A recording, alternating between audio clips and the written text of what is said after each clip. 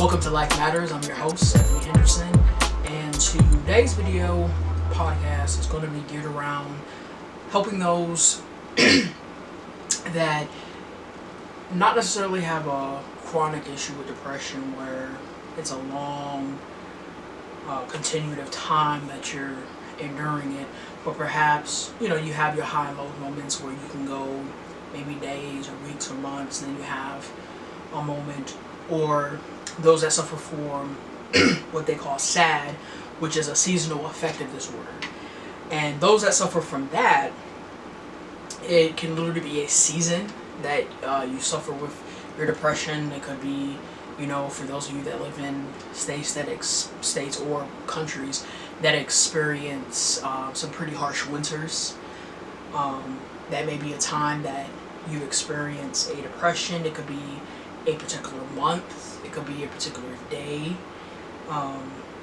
it could be a holiday or holidays, it could be a time of year where a traumatic or tragic event happened, it could be the death of a loved one, the anniversary that comes around for them, as well as maybe their birthday, or if you shared an anniversary with them, or any kind of moment that you may have.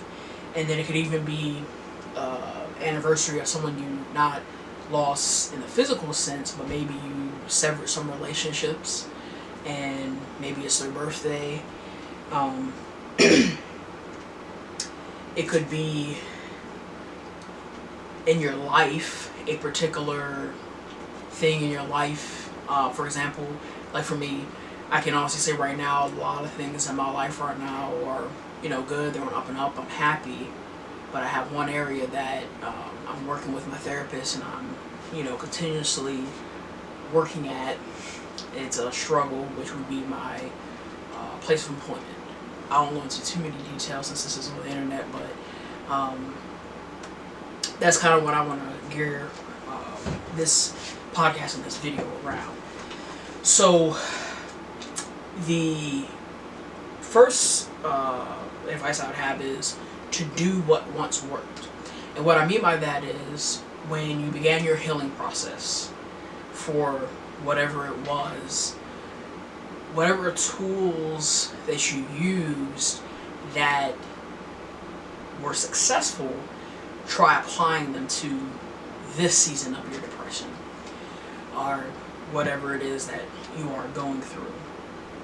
In addition to that, it may be for this that I know, like for me, when it comes to a place of employment, some of the things that work very well, I utilize them, but it's a lot more challenging to maximize that skill because of how hard I struggle, right? So sometimes I have to look at exploring new skills and new ways of approaching things, because maybe the skills that I do have only lasted me to a point or for a situation. And a lot of times the very thing we want to do, right, when we're faced with this seasonal depression, is what I'll call it, is what we need to do the opposite of, right? So if you're having a tendency to withdraw, to be alone, to be reclusive, as hard as it may be, you have to do the opposite of that. As much as when it's time to get out of that bed, you don't want to get out of the bed, you gotta push yourself to get out of the bed, right? For me, like when it comes to place of employment, I can tell, which is always good, is when you're very aware, because then all now you have to do is take your awareness and do something about it, right? So I do become very withdrawn, I become very reclusive, I'm very quiet, I don't engage, even with those socially that I normally do. Those I can share a joke with and laugh and, pass some of the mundane parts of the day along. I don't engage in any of that. So as much as I don't want to, when I'm forcing myself into those things, right, I'm not giving in to the pressure, because all that is those, pretty much not caring and not wanting to do anything about, once you become aware that, hey, I'm depressed, I'm anxious, I'm stressed, is the very thing you are drawn to do You're just giving into it. You're giving that depression power. You're giving that anxiety power. You're giving that stress power. So you want to do the very opposite. As much as you want to just lay in the bed, as much as you want to decline any invite that makes you exit your front door, you're just giving into it. So do the very opposite of that. Don't give it power and push yourself. And then you can look back and see that accomplishment you made. And that's something along the way. Look at where you came from when you're faced in a depressive state. Look at where you had been and how you overcame, and know that, okay, I can overcome this as well. And in one of the videos I had talked about, coping mechanisms, and one thing was journaling. So journaling can be very helpful because it can always serve as kind of like an accountability piece and a reflective piece. So you can go back and see where you came from and be a reminder. So let's say in this day, this time, let's say I've been journaling for a couple of years now, I can go back and look like, whoa, this is what I was writing a year ago. And this is where I'm at now, and use that to kind of, catapult you in the situation that you are. And when you're in depressed states, a very thing that you have to be cognizant of and very aware of is your thoughts, because it all starts here.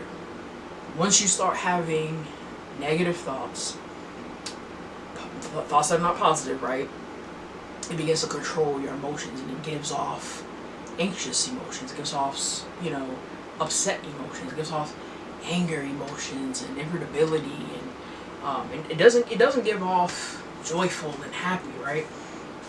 So once all that starts rolling into your emotion, now you have some questionable behavior.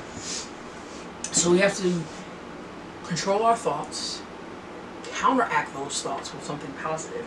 And a way to do this, and it's something I've done with my therapist, especially when it comes to work, for every negative thought that I have, I counteract it with something positive. And I don't counteract it by saying, this is just an example, not literal, right? But my job sucks, right? Not my job sucks, but I'm looking for another job. My job sucks, and I'm going to continue to do my very best while looking for something else. That difference in that but and that and, that but, it just negates everything you said before it. But that and turns that thing around, so that even though I'm in this, and it's going to get better, right? So there's just, some tools, and one unique thing of seasonal depression is, for those of you that it's a season, it's a month, it's a day, it's a event, you know when it's coming, right? So start early on using those tools, using those skills to start combating what usually comes around that time. Put things in place, maybe purposely commit, let's say purposely commit and fulfill that commitment to some events or to some dates with people, to ensure that you don't have that moment alone to mope and be sad. And when you have times, for those of you that it may be triggered by the onset of just something occurs, something at home occurs, something at your job occurs, something at school occurs, something in your day just occurs, immediately be in tune and aware to how you're starting to react. Because if we can't control nothing else, we can control how we react to things. And we know that, in times, life is just simply not going to be fair to us. But it's, again, how we react and the perspective we choose to have. And I had posted a post on Instagram that said, your perspective, it can be your prison or it can be your power. So if we change our perspective, it'll give us that power on how we visualize and see things differently, and again, not give in to that depression. Life matters. Stephanie Anderson.